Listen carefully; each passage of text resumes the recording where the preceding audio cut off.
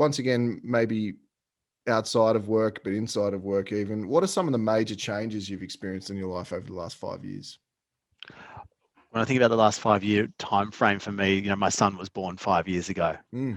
And anyone who's a parent, that's pretty life-changing, right?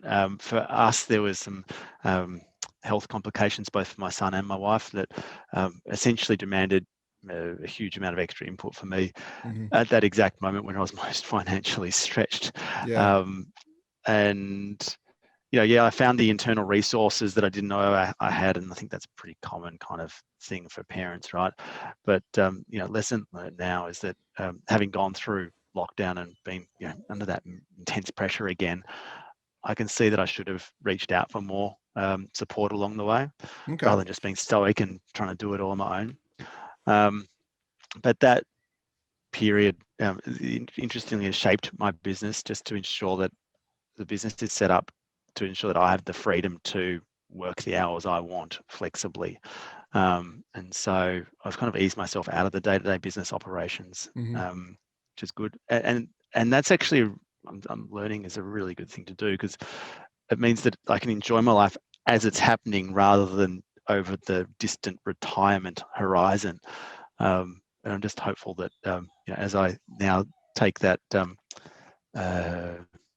combine that with actually operating and managing the business better, I can actually take more time off, have a bigger salary, etc. And I think that's a pretty common story of evolution for solo business owners out there, as well as any business owner, really.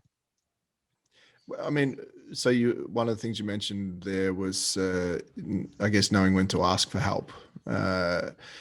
How do you know? I mean, what did you learn? How do you know when to ask for help? I mean, that is a challenging question for a lot of people. When do you know that you're burning out? What are some of the signs and symptoms of that, do you think?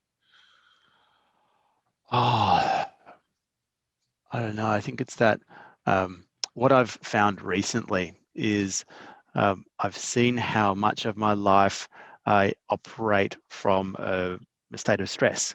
It's like just trying to get as much stuff done in as little as time, kind of thing. And it's almost like an addiction to that rush and that drive, etc.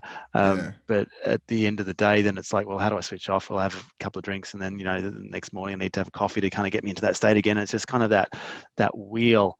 And so one thing, one of my good mates, a mindfulness guru, if you like, Dr. Richard Chambers, recently taught to my entrepreneurs forum, was just a reminder to just keep bringing yourself back into the place you want to operate from. Like, a life lived in that stressful state isn't healthy, for one, and it's not really that enjoyable either. So it's like, okay, just check in. I've got a little reminder on my phone that comes up every hour.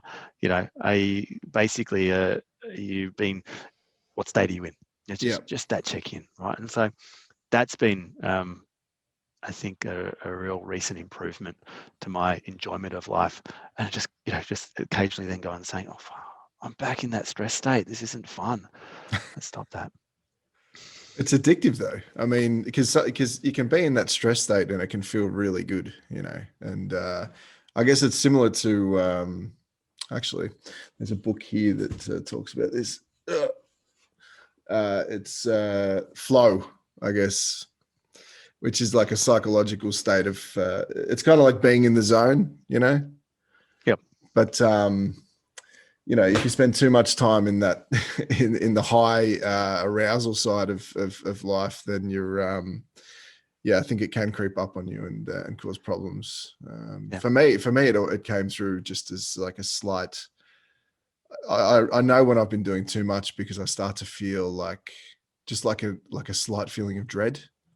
Like something's going to go wrong, but I can't quite put my finger on it. And it's nothing's going to go wrong. It's just basically burnout and anxiety starting to set in. That's all. So it's interesting. I think it was Joe Dispenza was where I learned it, but it's like when you're in that state, that heightened state of stress, etc., and those hormones naturally make you focus and concentrate your awareness, right? As if you're under some external threat and you need to be running or fighting it, right? But what that does in your brain is switches off all of the kind of diffuse awareness, or all of the broader awareness of other potential solutions.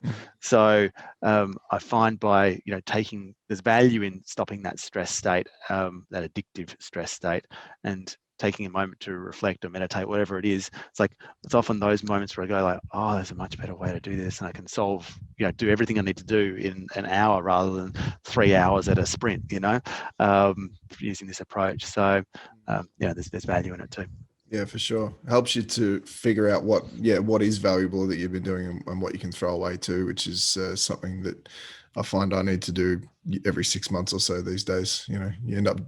You're just busy for the sake of being busy, which I think which happens to a lot of people. Check out more episodes from Convos with Clenergy. Slap that subscribe button now. Cheers, cutters.